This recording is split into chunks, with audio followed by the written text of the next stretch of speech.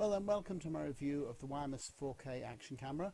Comes packed in this nice big box, and inside it's wrapped in a nice paper package, and the case and the camera itself are packed separately. The camera's in a nice attractive counter display box. The camera comes obviously in its waterproof case, and then as well as the waterproof case which the camera comes packed in, you get a number of other accessories, all the normal things like the little straps that will work with the sticky bases that come with it if you want to strap them onto something rather than stick them on, and you get a handlebar mount of course, and also an open frame case which is very useful for things like this if you're wanting to record sound. I've actually sped this up because it took a long time to unpack all this stuff, and I'll talk about the bits a bit later on anyway. I've used these clips to clip the camera onto clothing. On one occasion when I was diving and I'd forgotten my chest harness, I used it to clip it onto my dry suit skirt. But they're really designed for clipping onto shelves and things like that. You get a mount for your handlebar. These things are often used on bicycles. So here is the handlebar mount. This particular one's got, it's got captive nuts here so they won't fall out, and you have to undo this all the way to put it onto your handlebar. Some of them come with a little slot in the side, but this one doesn't. But on the other hand, the little piece of rubber to make it grip better seems to be a lot better than it often is. You've got some spare stickies for the two bases they provide you with. And finally, of course, here are the batteries and the charger. This is very useful because it means you can have a number of batteries charged up, so when your camera runs down you can just swap batteries over. I've got several of these batteries, and as I say, I do have another one of these chargers somewhere, but I'm not quite sure where it is. So to charge the batteries up, you just pop them in the charger case like that, plug in your USB cable to either a USB hub or something, or the charger they've provided, or any other USB charger. They all charge the same, and you've got two lights. One will tell you that it's charging and the other will tell you it's completely charged.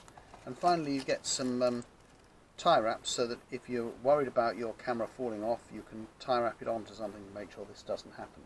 So this is quite a good selection of bits that will go nicely with any of the accessory kits that you can buy. Normally you need different accessories depending on what activities you're going to be doing. If you're just going to be cycling and walking, you've probably got everything you need here, although you might want a handle to put on the camera case when you're walking. But if you're going to be canoeing and so on, well, obviously a lot of things are covered by these bases here. If you're going to be canoeing and so on, you might well want a float. You'll want to put one of these things on your helmet. You might want a curved base. These ones are both flat, I think. Yeah, I think they're both flat. And here is the accessory case. You can see you've got lots of plastic push-outs so that you can make the case suit the various different accessories you've got. There's one push-out here which is the same shape as the camera case, so that you can pop the camera case in there like that. Other way up even maybe. Yes, that works better. So the screw fits in like that, so that's quite good, and it'll also fit with a J hook. And then there's another one here so that you can put the case in with a float if you want to. And then these things push out to allow you to put the various mounts in and retain them in position. Or of course you can just use the case as it is without the plastic insert. In some ways that's better because you get a bit more room. So here we are. I've got the 4K action camera on my new tripod, which also supports the monopod idea, and I've got a selfie stick popped on top of it which will screw into it, and the camera is set up in time-lapse mode, photographing bees visiting this clump of borage, sometimes known as starflower. As you can see, there is a bee on it now, so if I stop it in a few minutes time, I should have some footage of that bee visiting the flower, and possibly some others, because borage fills up very quickly, so bees come back soon.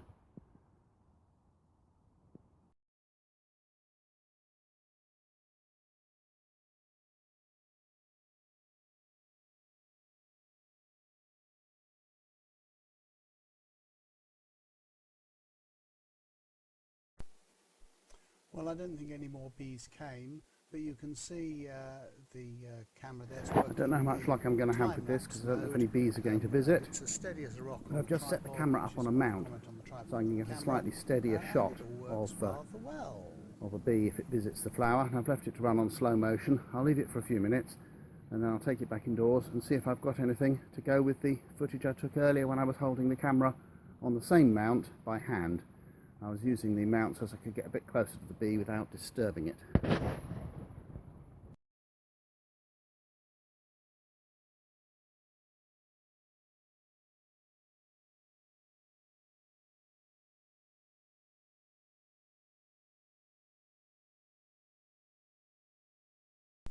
As you can see in that slow-mo, I got not only a bee but also a hoverfly, and that worked quite well as well. So we've had time-lapse and slow-mo, opposite ends of the scale.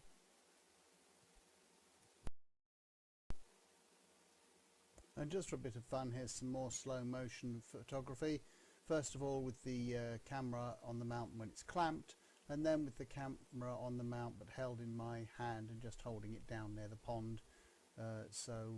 Yeah, you can see it works quite well either way, and that's just nice slow motion of some water falling into my pond. And finally, here is a bit of filming done with the camera on a car mount, and I've used the exposure +1 feature, so you'll notice the sky is quite overexposed, but the things down at road level, which is what I'm trying to photograph, are all quite well exposed.